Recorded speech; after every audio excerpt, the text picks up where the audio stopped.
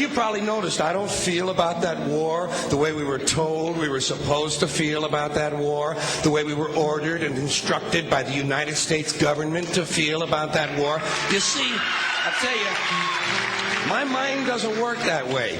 I got this real moron thing I do. It's called thinking. And I'm not a very good American because I like to form my own opinions. I don't just roll over when I'm told to.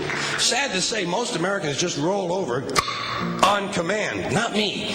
I have certain rules I live by. My first rule, I don't believe anything the government tells me. Nothing. Zero. Nope.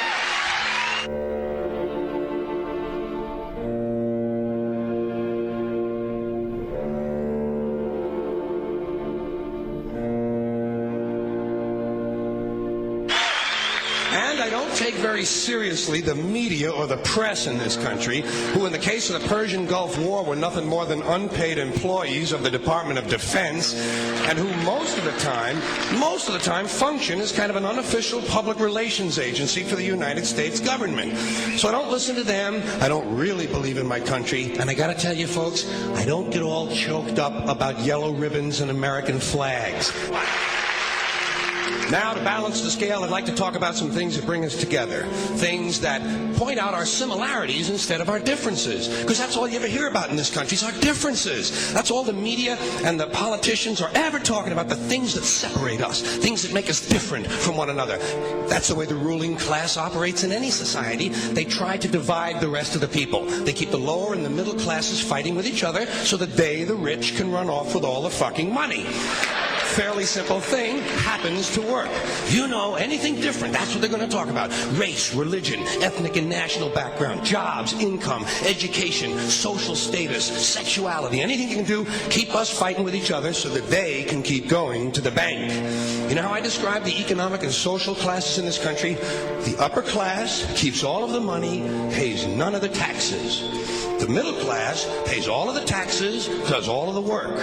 The poor are there just to scare the shit out of the middle class. Keep them showing up at those jobs.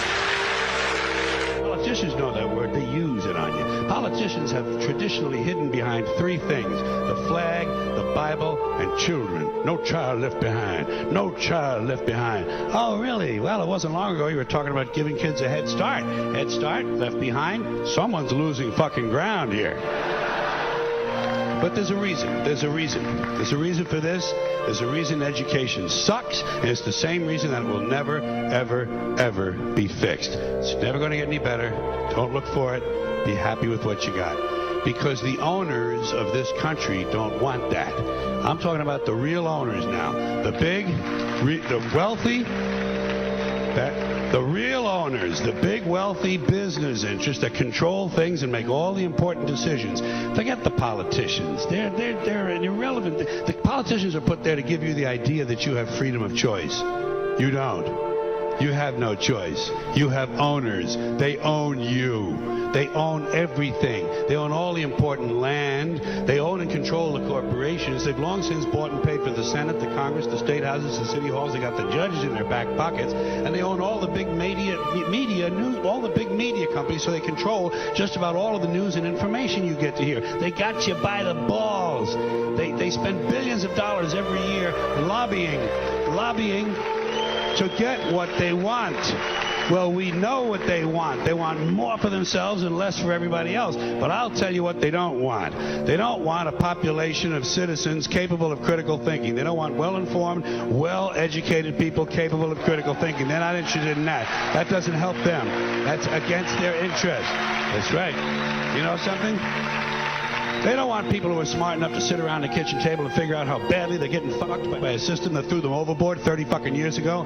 They don't want that. You know what they want? They want obedient workers. Obedient workers. People who are just smart enough to run the machines and do the paperwork and just dumb enough to passively accept all these increasingly shittier jobs with the lower pay, the longer hours, the reduced benefits, the end of overtime, and the vanishing pension that disappears the minute you go to collect it. And now they're coming for your Social Security money. They want your fucking retirement money. They want it back so they can give it to their criminal friends on Wall Street. And you know something? They'll get it. They'll get it all from you sooner or later because they own this fucking place. It's a big club, and you ain't in it.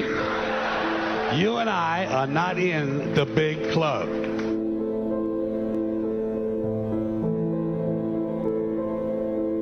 The greatest form of control is where you think you're free when you're being fundamentally manipulated and dictated to. One form of dictatorship is being in a prison cell and you can see the bars and touch them. The other one is sitting in a prison cell but you can't see the bar, you think you're free. What the human race is suffering from is mass hypnosis.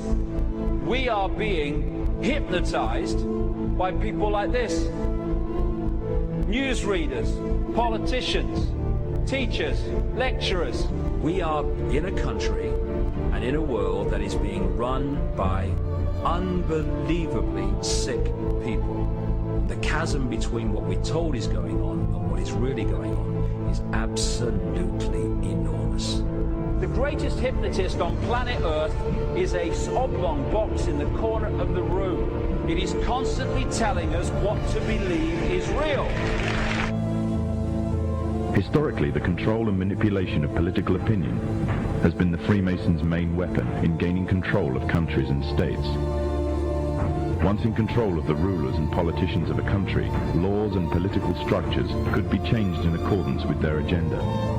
However, since restricting the body does not necessarily mean restricting the mind, the Freemason recognizes that their plan for a global government hinges completely on subduing the masses to their agenda, and thus eliminating opposition to their cause. And the greatest threat to their plan, posing more danger than any army or law, is the threat of a free-thinking mind. In order to eliminate this threat and to achieve their objective, the Masons have set about the boldest plan ever devised: the complete control of every aspect of human life, your life.